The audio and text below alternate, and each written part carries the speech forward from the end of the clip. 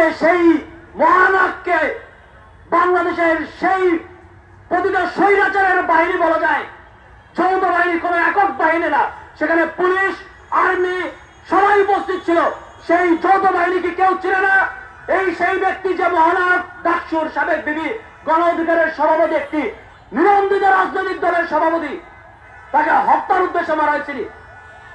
আর সেখানে আমরা দেখতে পেয়েছি ওয়াকারুজ্জামান, এই সেনাপ্রধান, অধর্ব সেনাপ্রধান, সে ন্যূনতম তার রেজিংয়ে নাই যে সে একজন ক্ষমা প্রার্থনা করবে যে আমার সৈন্যের দ্বারা ভুল হয়ে গেছে, আমি তার জন্য দুঃখ প্রকাশ করছি। সে উল্টা বলছে যে যারা নৃশংসতা করতে গেছে আমরা তাদেরকে প্রতিহত করছি। What kind of speech that? আমরা অন্তর্বর্তীকালীন সরকারের কাছে উদাত্ত আহ্বান জানাবো, এ ধরনের বক্তব্য দেশ ও জাতির মধ্যে এক ধরনের বিভেদ তৈরি করতে পারে, আমাদের সেনাবাহিনীর উপর জনগণের আস্থা হারিয়ে যেতে পারে। সেনাপ্রধান ওয়াকারুজ্জামানকে অবশ্যই তার এই বক্তব্য স্পঞ্জ করতে হবে।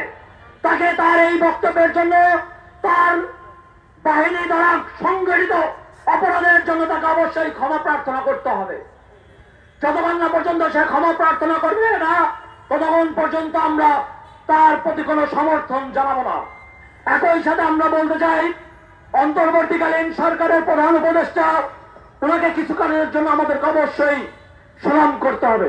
যেমন উনি বাংলাদেশের রাজনীতিবিদ এবং জনগণকে বলেছেন, আপনারা শুধু মাটির ভূখণ্ড দেখছেন, কিন্তু মহাসমুদ্র যে আমাদের অপার সম্ভাবনার জায়গা সেটা দেখছেন না।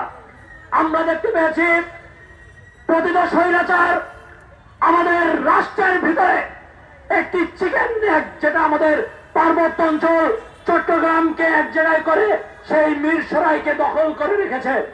আদানি গ্রুপকে, এই মোদীর যে সবচেয়ে ঘনিষ্ঠ বন্ধু ভারতের, সেই আদানিকে 90 একর জমি অবৈধভাবে বাংলাদেশের ভূখণ্ডের ভিতরে দেওয়া হয়েছে, যেখানে তারা একটি পার্সোনাল পোর্ট করে সেখানে অস্ত্র যদি চালান করে বাংলাদেশের কারো ধরার ক্ষমতা নাই। এ ধরনের অসম চুক্তি অতিলম্বে বিলম্বিত সেই অসম চুক্তি পুনর্বিবেচনা করে বাতিল করতে হবে এবং সেই 90 একর জমি বাংলাদেশের জমি বাংলাদেশের জনগণকে ফিরিয়ে দিতে হবে এই অন্তর্বর্তীকালীন সরকারকে।